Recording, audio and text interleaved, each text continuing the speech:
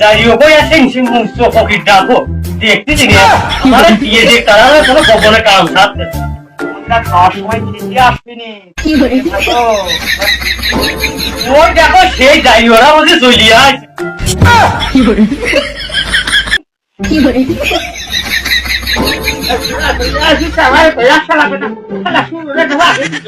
খাবার কথা শুনলে পারি কি বলতে জানি করতে পারে পাতে পারে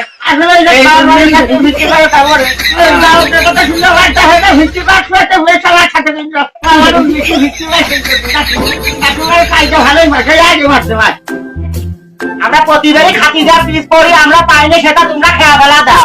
আমারও তো খাওয়া লাগবে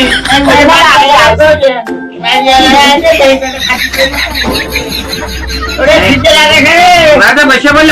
সামনে যাবো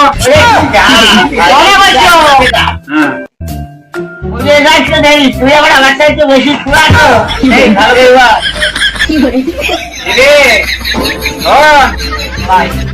শীতের বের করতে আইছি এইটুক তো আমি হাতে আসতেই পারিনি হ্যাঁ আর ওরা কেমন আছে বসে খায় বাবা সকালে একটা খাও খাবার সামনে দিয়ে তোমরা বসে আছো খাও আরে বাবু ভাত দিয়ে খাবো আমার সে চেয়ারম্যান অনুমতি না দিলে কি করে খাবো চেয়ারম্যান তো অনুমতি দিয়েছে না কম করে খাবো বাপ জানে না শোন এই বাড়ি হলো চেয়ারম্যানের বাড়ি আমরা যে খাচ্ছি যে চেয়ারম্যানের অনুমতি চাচ্ছি চেয়ারম্যান তো তার বাপের দেহে ভয় পাচ্ছে সত্যি কথাটা করতে গেলে যে চেয়ারম্যান এই লোক বই মুরব্বী জানে তোমার সারা চাকরি করে কিন্তু আসলে তো চাকরি করে আমার সাথে ভালো পোশাক করে বাড়িতে বানা যায় চশমা ধরিতে ইন করে ওদিকে ওই আমার সাথে যাইতে ভিত্তি করে বেড়ায় চেয়ারম্যান সাথে আমার চেয়ারম্যান সাহেব আসলে মূলত কথা হচ্ছে যে এখন নিজের বাড়ি বাপের কাছে কাম্মা কবি যে আমি নারীর নামে ওইদিক যা জামা কাপড় তুলে ভিত্তি করি আমার বাড়ি আসি তাহলে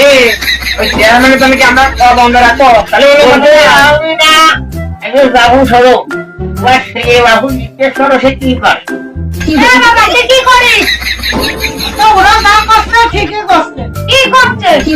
বাবা আপনারা কি করেন তো ওই আমরা বাড়িতে ভ্যান শার্ট লিঙ্ক করে দেয়া ওই যদি দেয়া একেবারে সাহেব খাইয়ে বাড়িতে যাই যে ওই এক ভাঙা মাঠের মধ্যে একটা বাগান আছে সেই জায়গায় জামা কাপড় ছুঁয়ে সেই জায়গাটা আমরা টাকা করে রোদে দেওয়া ভিত্তি করি ওই বিদেশে তার হিসেবে 50 করে দেয় আর এইদিকে সাহেব বাড়ি এলাকার মানুষ মনে করে দিদা মনে হয় সাহেব আসলে আমরা কোনো চাকরি বাকরি করি এত কথা করছিস কা আমি ফকির বসতে চেয়ারম্যান হয়ে তো তোরা বাড়ি 5 তলা করে ওঠেছে উঠি না সরকারি চাকরি করলে না 30-40 হাজার টাকা বেতন পাই আরে মাসকে দেয় না যে তোমার 1 লাখ টাকা বাড়ি এমনি এরকম হয়েছে আর জায়গাও তো তোর বাড়ি আগে কি ঘর ছিল এখন কি ঘর হয় আমার বাড়ি সাবধান হচ্ছি তোর এখন কয়তলা করছিস তোর কয়তলা এই পরিবারে তোরা বিশ্বাস করবি আচ্ছা থাকতে দরকার নাই এই বলে সব তোমার কয়তলা হয়েছে মেলা কিছু হয়েছে তাহলে এই গ্রামে কম এই শহরে কম আর এই দেশে কম আমরা এখন সবাই ফকির হলো প্রতিষ্ঠিত 5-10 গণ্যমান্য ব্যক্তির ভিতর আমারও নাম আছে বুঝেছো মনে করো না সবাই নাও কেন